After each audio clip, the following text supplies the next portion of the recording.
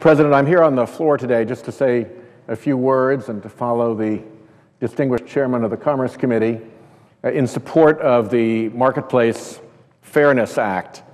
I represent Rhode Island, and I have to say that my governor, a former member of this body, Lincoln Chafee, the president of our state Senate, Senator Teresa Paiva-Weed, our Speaker of the House, Gordon Fox, and numerous other Rhode Island organizations have ardently urged that we pass this legislation.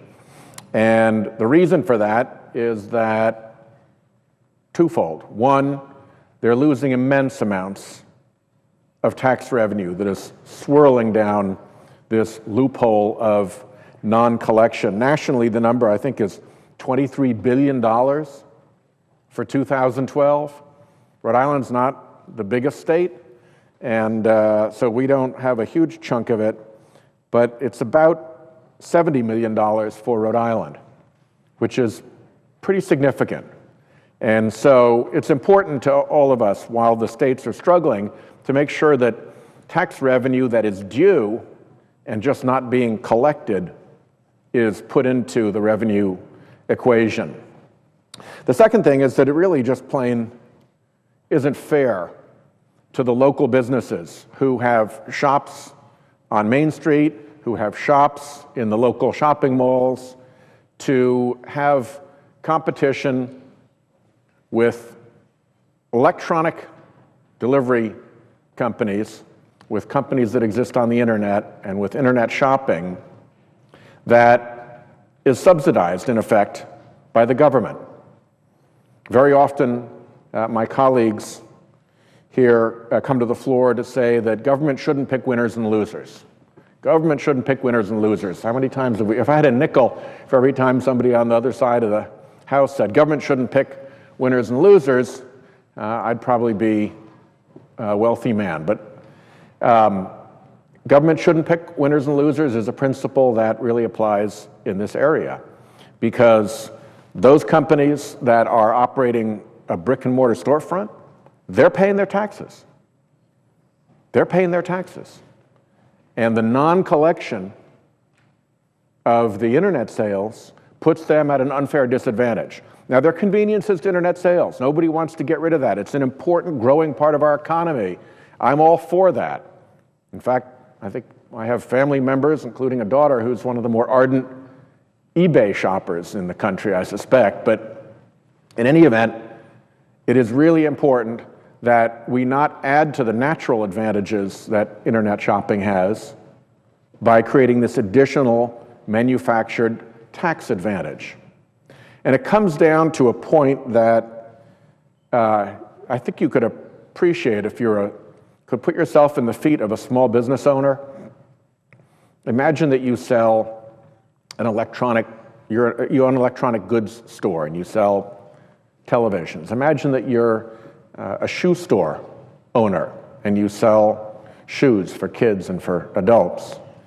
And somebody comes into your electronics store and they look at all the TVs and they call over your salesperson and they get the whole briefing on what's best and how you hook it up and all of the technical details about it, and they see exactly what they want.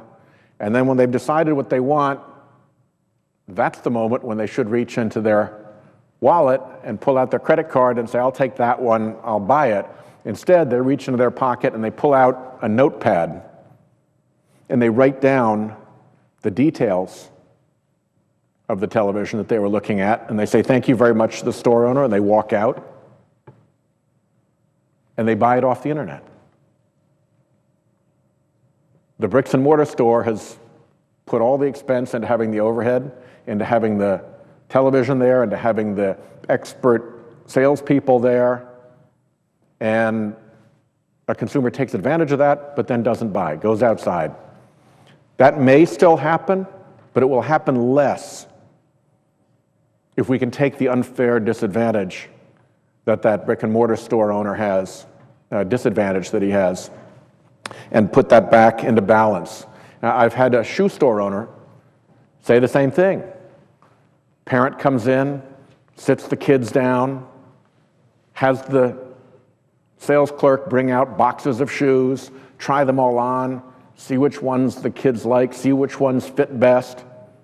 And then when they're all done and they're ready to make their purchase, again, out with the notepad, write down the brand of the shoe, the size of the shoe, and then walk out of the store. And there's the sales clerk left to box up the shoes, wrap them back up in the paper, take them back in the back again, and they took all that effort and all that expense, and they never made the sale. Again, there are advantages to shopping on the internet, and there are probably times when that kind of behavior by consumers will continue. But why add the subsidy of uncollected taxes to the advantages that the internet shopper has? Our local stores, our local small businesses need to have this set right and set into balance. There's been a concern raised that the Marketplace Fairness Act would create all this immense bureaucracy and it would be so difficult to do this, and that's really not true. The computer and billing systems that exist right now make this a virtually seamless transaction, and states are obliged, before they can do it, to come into compliance with the streamlined Sales and Use Tax Agreement, which is a compact among states developed by them that has coordinated the different state tax laws so that this process can be, as it said, easy and streamlined.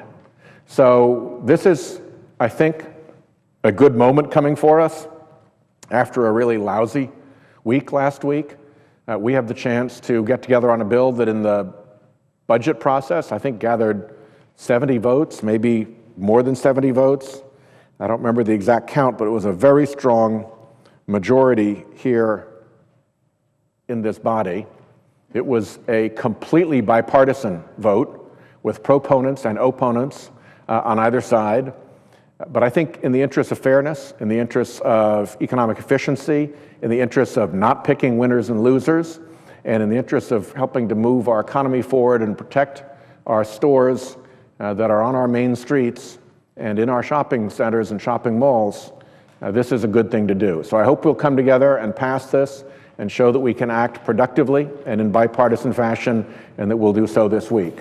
So I thank the presiding officer, and again, I thank the chairman of the Commerce Committee for his leadership and enthusiasm for this, and I yield the floor and note the absence of a quorum.